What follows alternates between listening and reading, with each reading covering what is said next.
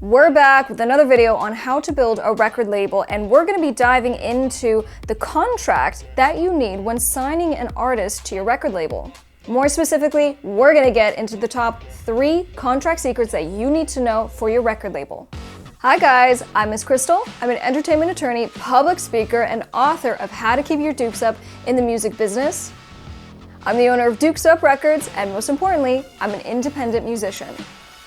Be sure to subscribe, turn on those bell notifications so you don't miss our weekly videos helping you with your music career, getting you to that next level. I even do reaction videos of kind of what's going on in the music industry, so make sure you subscribe. And while today we're going to be doing kind of an overview of what you need to know about the contracts for your record label, we're in the process of finishing a full-length A to Z guide on how to build a successful record label, and it's the ins and outs from the finances to registering music and owning the music, trademarks, copyright. It's really, really one of a kind. There's nothing on the market right now, which is why I decided to create this. So I'm really excited. Make sure you sign up to get on our mailing list so you get notified when that course is available. Link down in the description below. So guys, I went to law school because I wanted to be able to represent myself in my career, to be able to negotiate contracts, think like a lawyer. I had no intention of actually practicing law. Now I do. I own an entertainment law firm today. But the beauty of what I've learned through my entire music career and being an attorney are kind of these best kept industry secrets. And so that's what we're jumping into today. The first top contract secret that you guys need to know for your record labels has to do with ownership. And specifically, the key to ownership is your label contract and how you word it. A lot of label owners or artists who are about to start their labels will get really nervous as soon as we start having a conversation about contracts, because it's like, well, if I'm gonna put a contract in front of someone, they're gonna get really nervous and they're not gonna wanna do it. And I don't wanna kill the deal, I want them to work with me. But what you don't understand is that if you don't actually have a contract, then the ownership of the music stays with the people who made it, right? So the way we set up our contracts is the artist is on the label, and the music created during that time, during that relationship, is usually owned by the label. Now, if that is the agreement that you've come to with your artist, well then it has to be in a writing.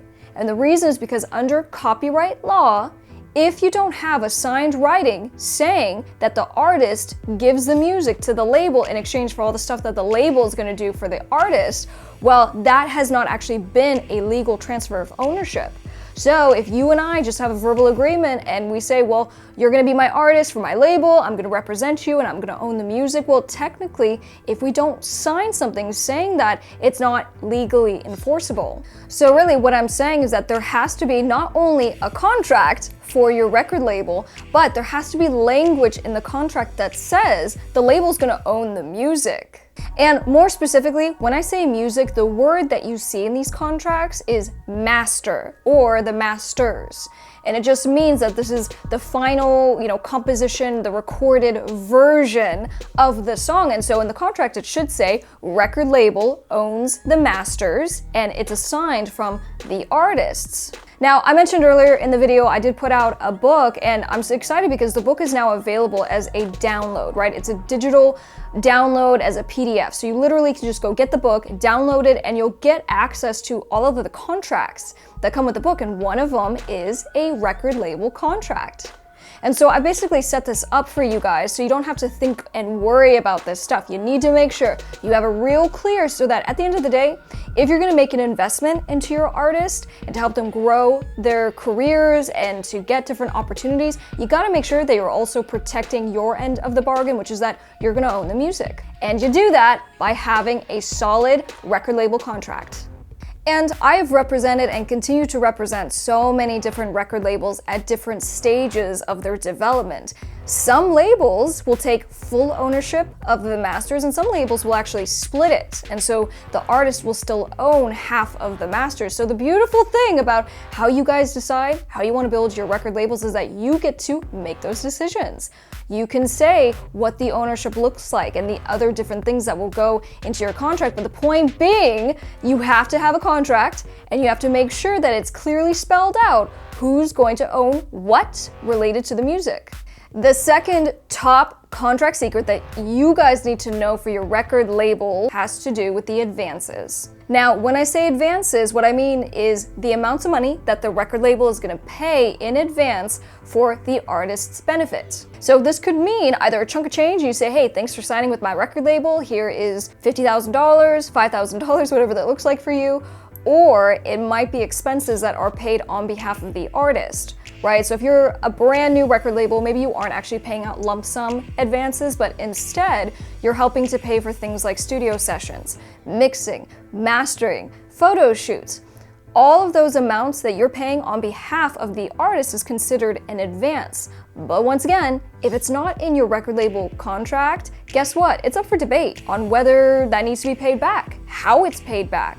So number one, you need to define in the contract that everything that's paid for the artist is going to be considered an advance, but then more importantly, you have to define how you get paid back. The way that you get paid back your money is through the royalties. When I say royalties, I'm talking about the money that is being earned from your music or your masters. Now, in this instance, we're talking about your artists. So your artists are making money as streaming revenue from Spotify, digital downloads, and all of that is flowing now into your record label. Based on your contract, you need to decide what that revenue split looks like. And so maybe it's 50-50, maybe it's 20-80. You, again, get to decide what that looks like for your company. But the beauty of having the advance and actually having defined that is that the first amounts of money that come back in go to pay you. And they go to pay you back for what you have advanced for the artist. And so having it structured and very clear like that is going to make sure that obviously as you're making payments and you are paying out on behalf of the artist, you are getting reimbursed as far as that process and as revenue continues to come in. So you want to make sure always have that defined with what happens with the expenses, how you get paid, because if it's not in your contract, guess what? Someone's going to be calling me because now you have a dispute with the artist. The third top contract secret that you need to know for your record label is securing your investment, aka having options in your contract. When we talk about options, we're talking about the ability for you to extend the contract. And what we do with these agreements is essentially like product deals, right? So you sign an artist and you say, hey, I'm gonna, kind of help you. I'm gonna pay some stuff for you to get your record made, and we're gonna do one album together, or maybe it's one single or one EP, whatever that initial product is. And then you say, well, I don't know what's gonna happen. Might be terrible. We might not make any money. I might lose money. But obviously, we don't get into these things to lose. So if the artist that you work with does well, you want to make sure that you can kind of secure your investment by having an option to extend for additional products. So your conversation might go like this. Artist, let's do a deal together. I'm going to support you with one album, and if it goes well, I want to have the ability to do another 2 albums after that, or up to 2 albums. And so you say, I'll have an option for 2 more albums, and that is something that I hold as the record label. Now, if it doesn't work out and we decide to, go our own ways and I don't want to kind of work with you in the future, that's fine. It will just be for this first thing that we do together. But again, securing your investment, if that artist takes off, I've seen this happen. You'll have an artist who will release, their first couple of singles, and by the 4th single, they go insanely viral.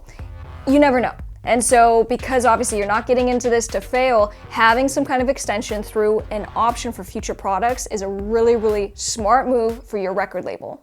As an extra pro tip, I want you guys to know that when you first decide that you want to work with someone, don't just sign a contract. It goes both ways. You guys need to court each other. You need to see if it's a good fit. You don't want to sign some artist to your label, pay out some money, and then they're lazy. They don't work. They don't hustle. They don't do their social media. It's a partnership, and you need that artist working just as hard as you are to make their career a success. And so as you're kind of going through that courtship, what you want to do is don't send full contracts for artists to sign. My recommendation, do deal memos, and you can do this as an email. Put together an email, do some bullet points and say, hey, I want to do a total of 3 albums. We'll do a first album with 2 options. There's going to be no advance, let's say, up front, but we will help you with studio costs, this and that. And you can kind of just break it down in a couple of bullet points of how you want the deal to look. So you guys can essentially have kind of this negotiation period. And then when you feel like it's time to move on to that final step, that's when you give me a call. That's when you get the full length agreement in place. And, you know, hopefully at that point, you guys had an opportunity to kind of work together a little bit and to get a sense of whether it's going to be a good fit. Now, guys, those were 3 of the top contract secrets that, you know, everyone needs to know for their record labels, but there is so much more and so much in between that we need to dive into. So like I said, sign up to get on my email list, link down in the description for when that course is going to come out, how to build your record label. It's one of those deep dives that you don't want to miss. And in the meantime, don't forget to get a copy of How to Keep Your Dukes Up in the Music Business. Like I said, you can get it literally right now to your phone or to your desktop. We have it as a digital download. I'll link that as well down below. And guys, I can't stress this enough. You know, as someone who's been in the entertainment field as a musician and now as an attorney, this is something that is a must-have. It is everything that you need to know. It has contracts in it, it has forms for running meetings and building your teams. So definitely check that out. We got a lot coming for you, so stay tuned. If you're in the mood for some dark pop music, be sure to search Miss Crystal on all music platforms. I just dropped my new album, Dangerous Daughters, and it'd be cool if you guys went and checked that out. Don't forget to come say hi on social media. You can find me on every platform, but I'm definitely the most active on Instagram.